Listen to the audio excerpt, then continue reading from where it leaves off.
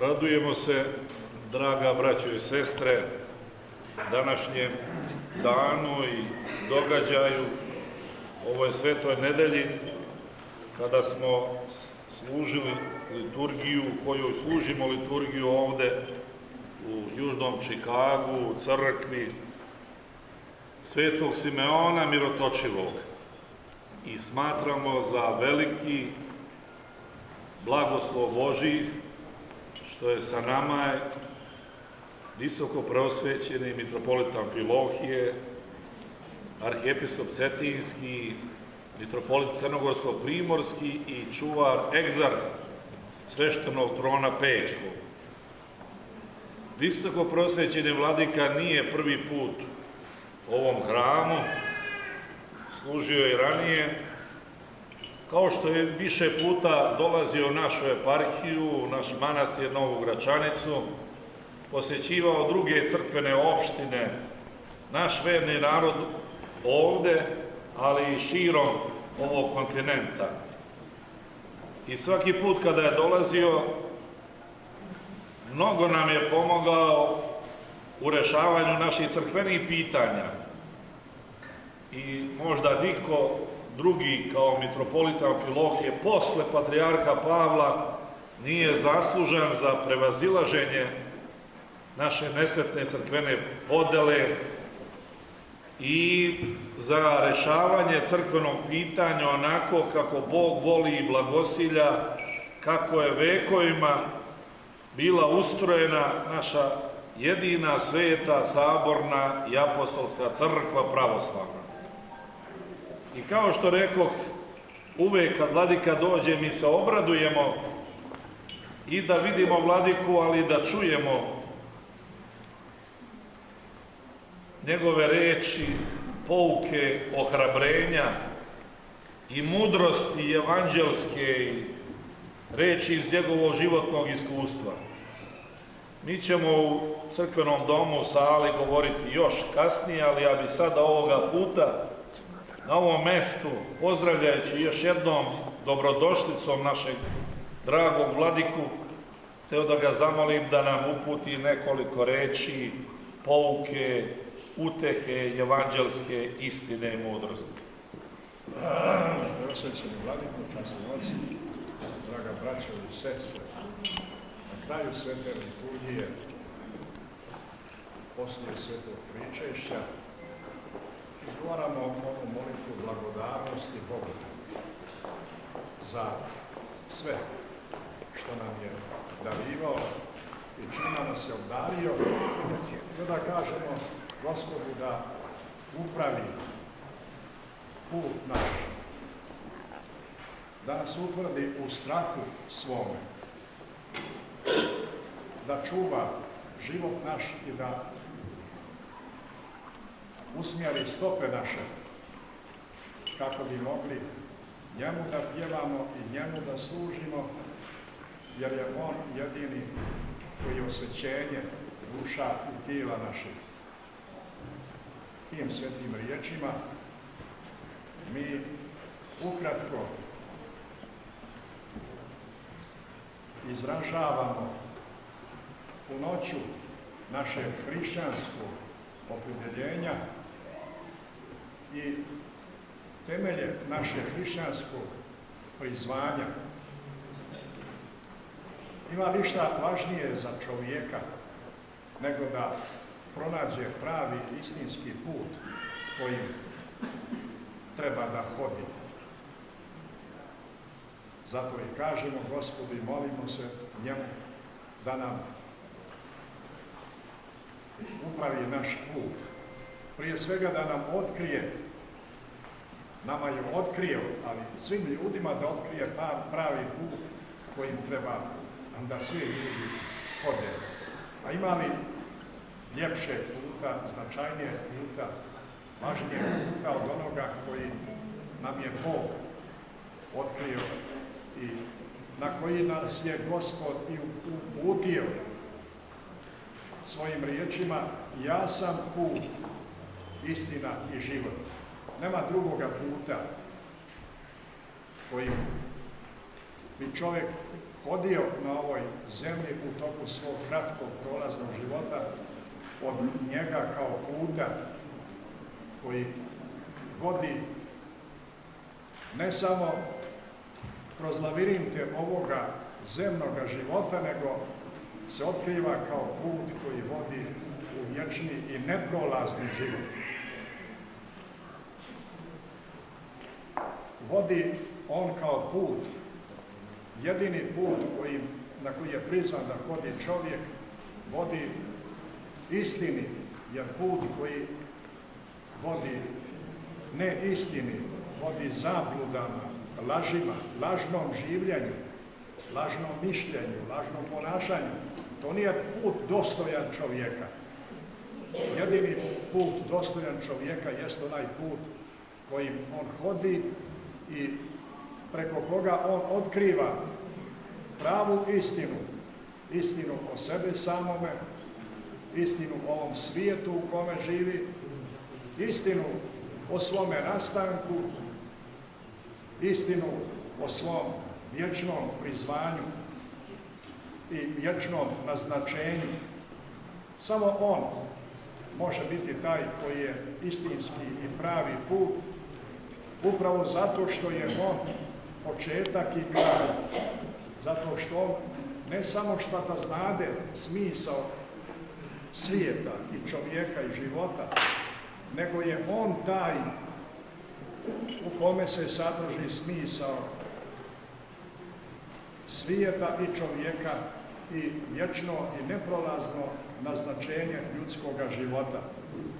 Dakle, put koji otkriva i koji daruje istinu. Toliko je mnogo bespuća kojima ljudi mi ovdje na zemlji lutamo.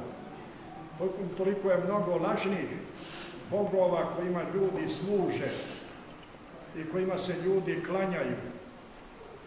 Lažnih ideja i lažnih ideologija kojima ljudi žrtvuju svoj život i kojima se usmjeravaju.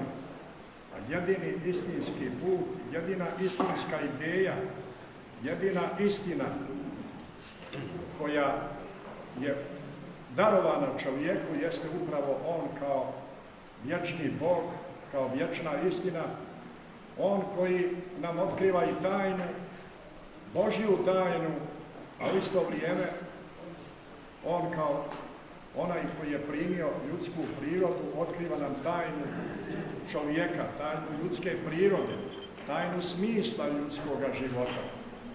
Dakle, i zato se molimo da on upravi put naš i da nam podari, da nas obdari strahom njegovim. Davno je zapisano i rečeno da je početak mudrosti strah Gospodnje. Ljudi koji nemaju straha Gospodnjega, koji ne razvijaju u svojem srcu strah Gospodnji, roditelji koji se sami ne vaspitavaju u strahu Gospodnjem i koji u strahu Gospodnje ne vaspitavaju svoju djecu, prirodno je onda da će biti porobljeni bezbrojnim strahovima. Sve što se događa onda u ljudskom životu može biti povod za čovjekov strah, za njegovu prestravljenost, za njegovu ustrašenost, za njegovu bezizlaznost. Samo oni ljudi koji zaista zadobiju strah Gospodnji, njima se otkriva najdublja mudrost života i onda oni ispunjeni straha Gospodnjega, ničega drugoga se ne plaše sem Boga živoga. Jer oni znaju da je jači onaj koji je u njima, pred kojim oni stoje, kome oni služe, nego sve sile, demonske i ljudske sile, prirodne sile koje pokušavaju da zagospodare čovjekom i da ugroze čovjeka. I zato si molimo da nam podari Gospod strah svoj, koji je početak svake istinske i prave mudrosti, svakog istinskog znanja. I u duhu toga straha Gospodnjega, usmjereni tim putem koji je život i istina, mi naše stope i naš život onda zna kuda kreće i kuda ide i čemu se usmjerava i čemu stremi. Takvi ljudi koji su našli istinski pravi put, koji su bili ispunjeni straha Božjega i koji su saglasno tom strahu Božjem i na temeljima toga puta živjeli, bili su sveti proroci Božji, sveti apostoli Hristovi, svetitelji Božji kroz vjekove do naših vremena. Naš narod srpski iznjedrio je takve divne i čudesne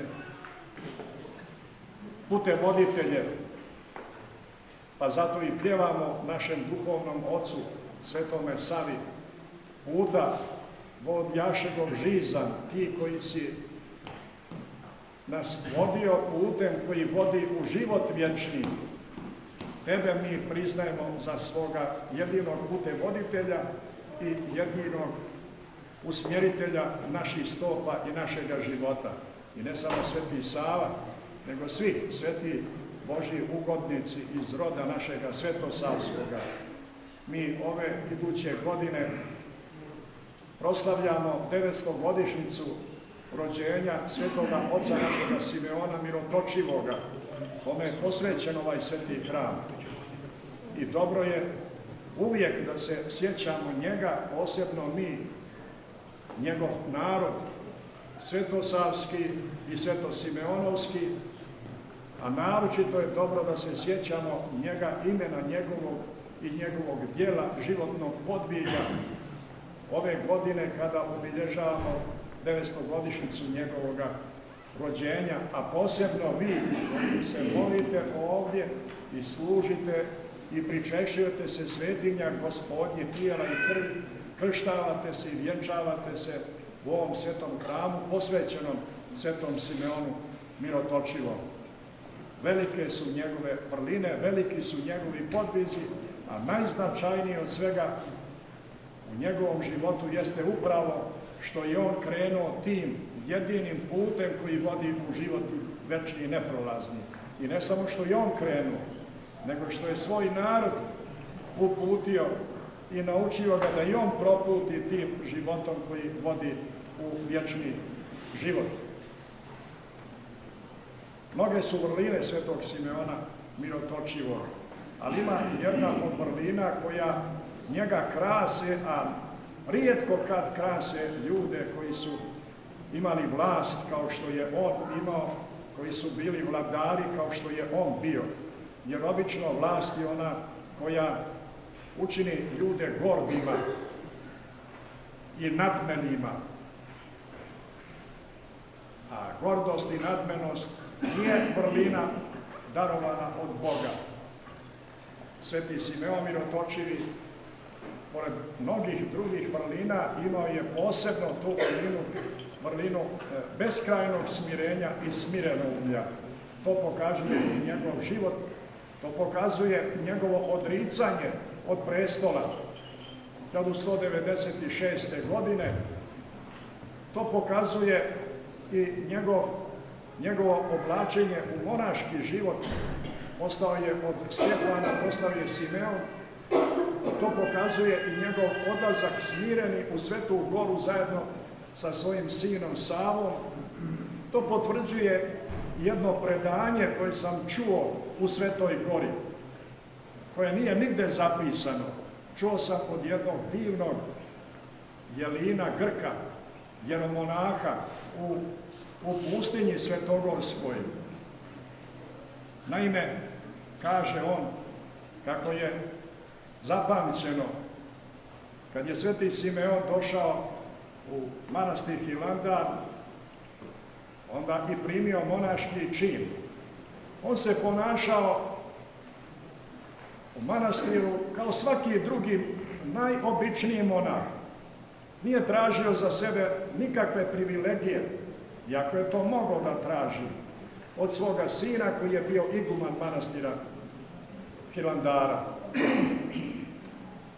A običaj je u manastiru, uopšte Žiću, pa i u manastiru Hilandaru i običaj da iguman uveče uvijek daje poslušanja, kako se to kaže, monaškim jezikom poslušanja brati, pa će reći svome ocu, vladaru i županu Srbije, a ti, starče Simeone, ti ćeš sutra da čuvaš stoku. Imali su mazge u manastiru. Ti ćeš sutra da čuvaš stoku tamo van manastira prema moru, tamo gdje je manastirsko imanje, pa kaže kada zazvoni zvono za zajednički ručak bratski, ti nećeš doći na ručak, nego ponesi sa sobom u svoju torbu, ponesi maslina i hljeba i soli i luka, šta je to u to vrijeme za taj dan bilo pripremljeno, pa kad čuješ zvona, tamo gdje čuješ zvona, onda tamo sjedi, prekrsti se i tamo obeduj. Starac Simeon, nek je blagosloveno, oče igumane, poklonio se pred njim idućeg dana po poslušanju, on je krenuo za stokom, a Sveti Sava se popeo na pir manastirski visoki, da vidi hoće li njegov otac, vladar, koji je bio strah i trepet na Balkanu, hoće li on ispoštovati ono što mu je zapovjeđeno, što mu je rečeno. I gledao ga je, kad su zazvonila zvono zazvonilo za zajednički ručak bratski, video ga je kako skida torbu sa svoga ramena, kako vadi iz torbe jedno platno, pa ga raspostire po zemlji, onda vadi iz torbe hljeb i masline i ono drugo što je bilo u torbi, kako stoji i moli se Gospodu i kako je krenuo da sjede, da se posluži. A onda ga viče sa kule Sveti Sava, starče Simeone, ako nisi mogao bez platna, bez ubrusa, onda nisi trebao da dolaziš iz Srbije da napuštaš svoj prestol. A ovaj će povući ono platno, onaj stolnjak koji je bio postavio po zemlji, pa će da kaže oprosti, oče igumane, prosula se hrana njegova po zemlji, po travi, a Sveti Sava pobjegne sa kule i sa pirga, u suzama zaplakao se Sveti Sava, vidjevši kako je duboko smirenje zasijalo u srcu starca Simeona. Dakle, jedan od primjera koji pokazuje kakvim je putem hodio, kakav je bio starac Simeon, na smirenju i na služenju drugima, on je utemeljio svoj život i utemeljio život svoga naroda. Zato nije čudo što je do danas mi među mnogim vladarima i našeg naroda i zemaljskim vladarima mi posebno njega spominjemo i njemu podižemo u čast njegovu i hramove i neprekidno se vraćamo njegovoj ličnosti, njegovom dijelu, njegovom velikom i značajnom podvigu koji je odigrao sudbinsku ulogu u života našega naroda. Išao je i hodio putem koji vodi u život vječni. I zato povodom 900-godišnjice njegovog rođenja sjetimo se, neprekidno se sjećajmo starca Simeona, a posebno ove godine kada obilježavamo 900-godišnjicu njegovog rođenja, a posebno u ovom našem vremenu kada je ponovo onaj narod koga je on objedinio, on je stvorio zajedničku državu, zajednički dom, kad taj narod ponovo našao se da gubi svoju zajedničku domovinu, da se gube i da se otimaju od njega oni osnovni i suštinski dijelovi njegove države kao što je Kosovo i Metohija, kada su velikaši, kako kaže Petar II. Petrović Njegoš, prokleti im duše na komade razdrobili carstvo. Ono carstvo koje utemeljio Sveti Simeon Mirotočivi. Zato je izuzetno značajno, posebno ove godine, da ga se sjećamo i da se podsjećamo na onaj put kojim je on hodio i na koji je on nas prizvao. Neka je zato blagosloveno ime Gospodnje, preosvećenje Vladiko, blagodarnost na ovoj mogućnosti danas da zajedno sa vama i zajedno sa braćom i sestrama proslavimo ime Božje i da se sjetimo svetih Božjih ljudi i da se podsjetimo na taj sveti put koji vodi u život vječni i da se poklonimo imenu Oca i Sina i Duha Svetoga, Boga našega, kome neka je slava i hvala u vjekove vjekova. Amin. Hvala, vi smo presvećeni. Izvolite sada na nama.